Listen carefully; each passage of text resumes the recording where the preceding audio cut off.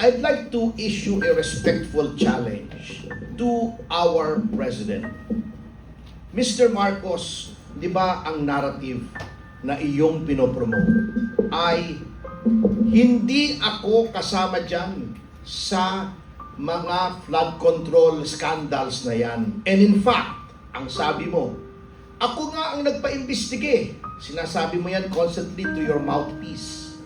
At sinabi mo pa nga, di ba, noong ikaw ay nag-speech nung SONA, mahiya naman kayo. Now I would like to respectfully ask the President, Sir, kung hindi ikaw ang mastermind, sino? Ba't hindi mo masabi? Hanggang ngayon, September pa yung ICI mo, hindi mo pa rin masabi. Di ba? Kung ikaw ang nagpa-imbestiga, ano nangyari sa investigasyon? Bakit hindi mo pa rin masabi hanggang ngayon kung sino ang mastermind? At sa nakikita mo na yung National Expenditure Program mo ay nilakihan na naman, just like before, nung sinabi mong mahiya naman kayo, bakit ayaw mong sabihin sa present na House, mahiya ulit kayo? I mean, what gives? Salita lang ba, Mr. President? Are you not going to tell the Filipino people kung sinong dapat mahiya? Sino ba dapat mahiya talaga rito? Kung hindi kayo, sinong dapat mahiya? Yung pinsan mo ba? Yung anak mo ba? Sinong dapat mahiya, Mr. President? Why are you so silent? Bakit puro lip service? So that is my challenge. Ngayon, ito naman public knowledge naman, pero alam nyo, magugulat kayo. Because alam nyo, yung sinasabi nga po sa Constitution, Rob, na the legislature is the guardian of the public purse. Alam nyo, dapat po ang ginagawa ng ating lehislatura ay magtipid. Kung merong wish list ang presidente under the National Expenditure Program, siguro dagdagan mo ng konti, bawasan mo ng konti, but for you to double or treble yung hinihingi ng presidente, there's something wrong. Bakit sa halip na pangalagaan mo yung pondo, tipirin mo, nilalakihan mo pa? Walang iniwan niya sa anak mo eh. Humihingi ng allowance, Dad, may party ako sa Sabado, pahingi naman 1,000. Wag, 800 lang. Ito, baliktad eh. Paano matututo ng fiscal responsibility? Dad, pahingi ng 1,000, gawin natin 3,000. Saan mo ilalagay yung 2,000? Ha? Yun ang nagtataka ako. Kita nyo, eto ha. Eto na naman eh, walang pagbabago mga kasama. Tignan ninyo ha. Kaya sinasabi ko yung speaker, same, different dog, same collar. Eto, umpisahan natin. Yung iba eh, halimbawa si Roman Antonio, ang insertions niya, hundreds of millions. Okay? Kunin na lang natin yung first 5 para hindi kayo maboard. Ang number 5 sa dami ng insertions ay si Nabota City Lone District Representative Toby Tiangco. Ang hiniling lamang sa NEP para sa NCR niya, yung kanyang distrito, ay 362 million. Ang in-insert niya ay 754,000. Doble. 754 million. Million. 754 million. For a total of 1.116 billion pesos. Mas malaki pa yung insertion kesa sa nakalagay sa NEP.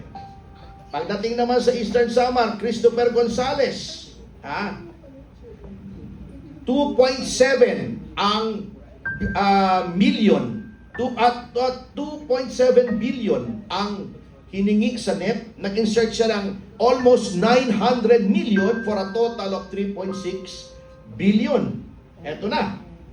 Eto, the Swansing sisters. Yung paborito, yung crush ni Congressman Jim yung Paras. pinakamagandang congresswoman sa House. Hindi, magkapatid ito. Iba pa yung si Micaela. Yung Bella, Bella, medyo improved version. Hindi ko kilala kasi. Ah. Oo. Hindi masyadong vampiric yung mukha. Kita nyo ha. 2.3 ang hiningi sa NEP, in-insert niya is 1.5 for a total of 3.8. Almost 3.9 kung rounded off. Yung kapatid niya na chairman ngayon, ano? Chairman ng APRO, yeah. Oo. 1.7 ang in-insert sa 1.6 for a total of 3.4 billion. Ano yung billion ng insertions?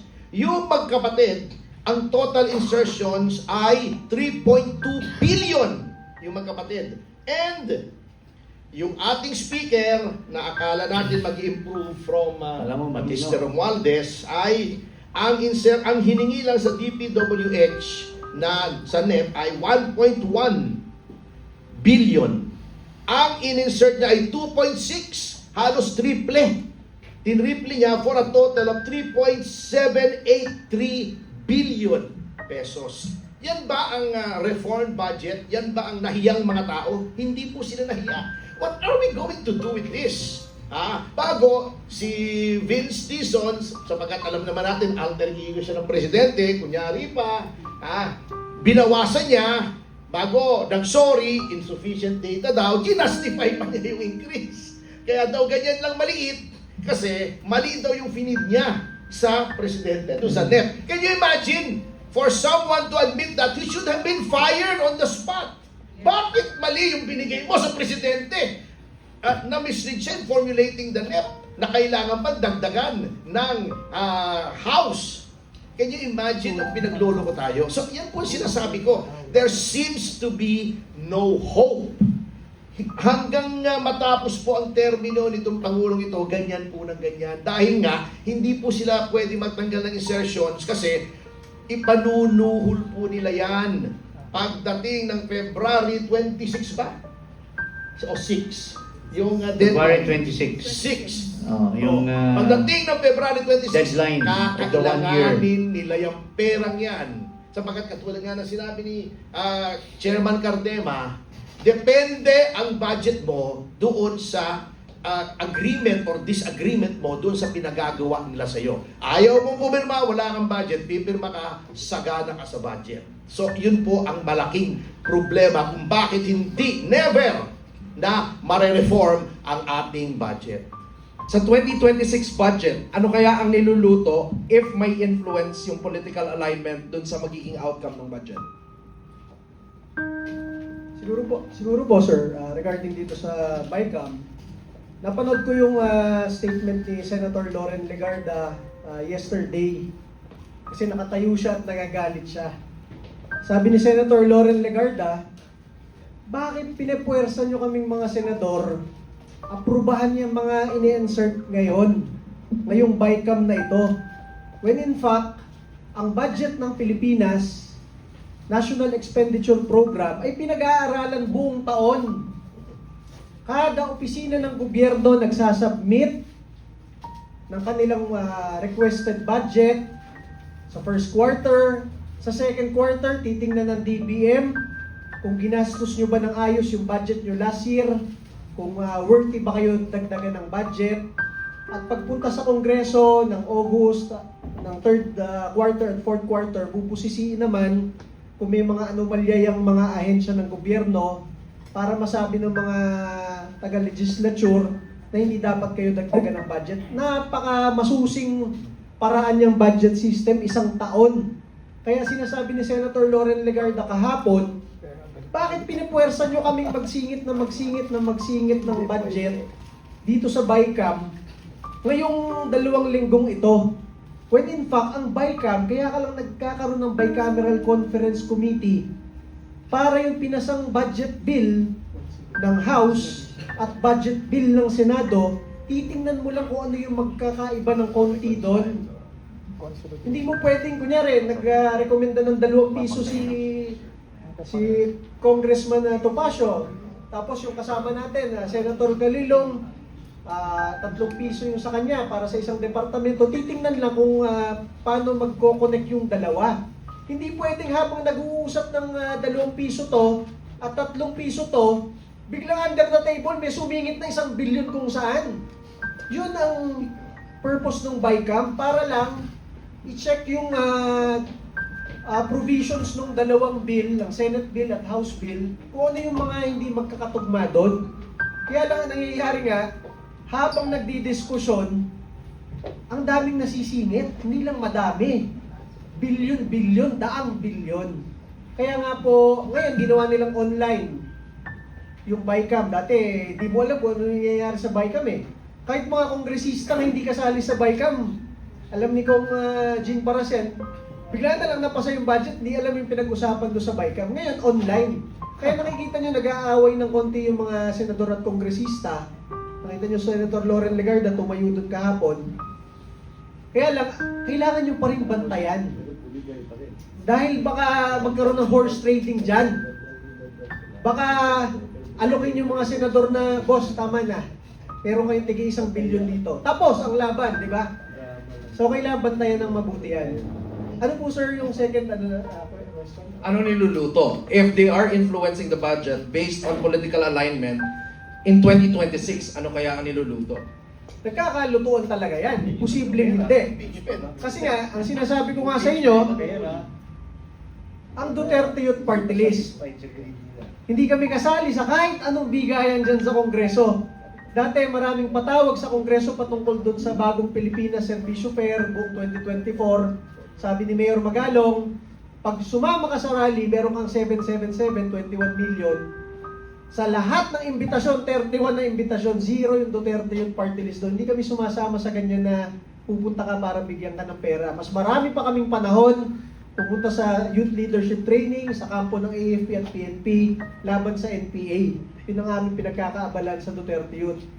So, maliban to sa mga ganong klaseng bigayan, alam mo na bakit nagkakaroon ng insertion ngayon.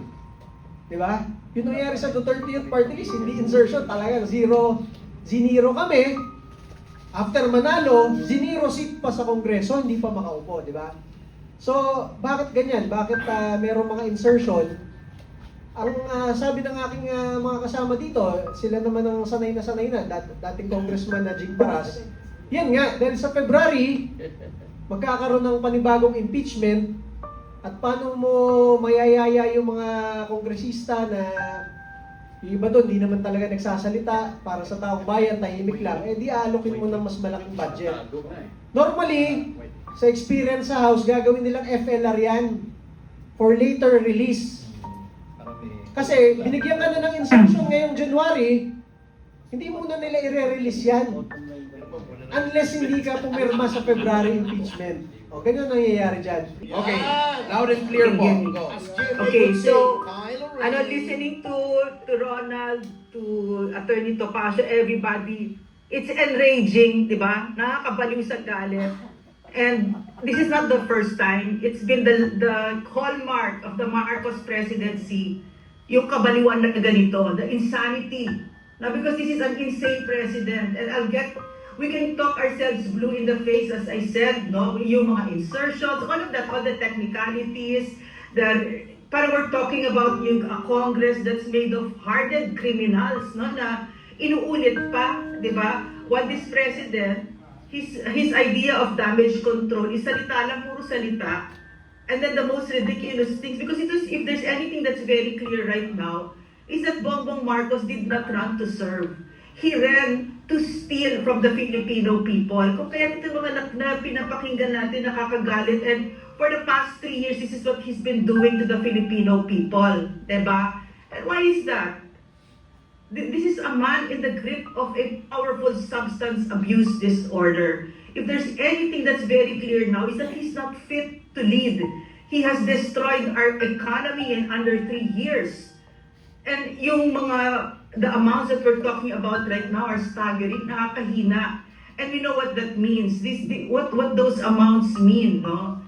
Is that yung mga bahay na wash out, yung mga nalulod na mga kababayan natin, yung mga nagugutom. And this is why we need to speak out, because they're not able to speak out, di ba?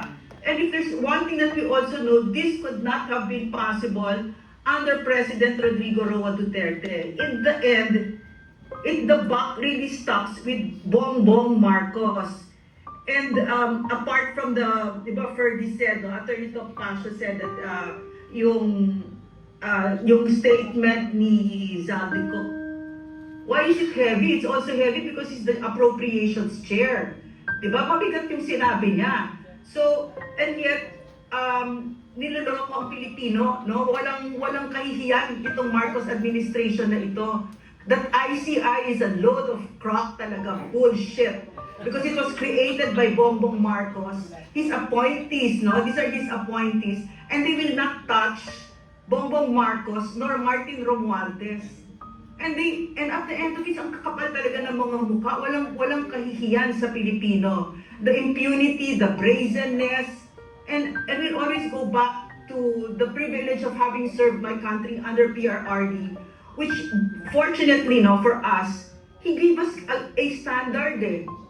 And I'm afraid that we're going to lose that outrage, and we should never lose that outrage. Isa pa yan, no? Just to look at PRRD in The Hague, yan ang ginawa ni Bongbong Marcos. It's a heinous crime. Extraordinary rendition. So, all in all I really just want to say, as a doctor, no, we can cure the symptoms. We can say, we'll do this, yung katulad ng ginagawa niya, no? He'll fire all sorts of people, mga other secretaries niya, si Lucas Bersamin, etc., etc. Pero siya yung kailangan mag-resign. He has to step down. He is fully incapable of leading our country. It's like having a patient with cancer. You're going to manage the fever, the appetite loss, but in the end, it's the cancer, and the cancer is Bongbong Marcos. He is fully incapable. He is a plunderer. He is a criminal, the extraordinary rendition of PRRD, and he is a drug addict. At the very bottom of this is because he is a drug addict. His family members are drug addicts. In the real world, if you refuse a hair follicle drug test, it is the same as a positive test, and you get fired. It's the same thing now.